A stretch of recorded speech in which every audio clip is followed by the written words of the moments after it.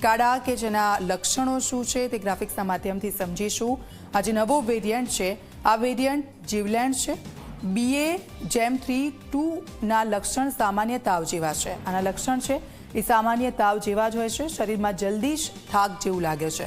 શરીરમાં થોડો તાવ આવે ત્યાર પછી તમને થાકનો અનુભવ થાય। તેના લક્ષણો છે તાવ, ગળામાં ખારાશ અને સતત ખાંસી આવ્યા કરે। તાવ આવે, ગળામાં ખરાશ અને ખાંસી સતત તમને આવે। શરીરમાં બહુ જ દુખાવો થાય, આખું શરીર તમારું જ્યારે પેઇન થાય, આ એના લક્ષણો છે। સ્વાદ કે ગંધ આવવાનું તમને બંધ થઈ જાય, તમારી સ્વાદ ગ્રંથિ કે જે ધીમી પડી જાય, તમને ગંધ આવવાની બંધ થઈ જાય, આ તેનું લક્ષણ છે। કેટલાક લોકોને શ્વાસ લેવામાં પણ સમસ્યા ઊભી થાય છે। આ વેરિયન્ટ જે રીતે લોકોમાં ફેલાઈ રહ્યો છે, લોકોને શ્વાસ લેવામાં પણ તેનાથી તકલીફ થઈ રહી છે। વેક્સિન લગાવનાર લોકો પણ તેનો શિકાર બની રહ્યા છે। જે લોકોએ કોરોનાની વેક્સિન લીધી છે તે લોકો પણ તેનો શિકાર બની રહ્યા છે।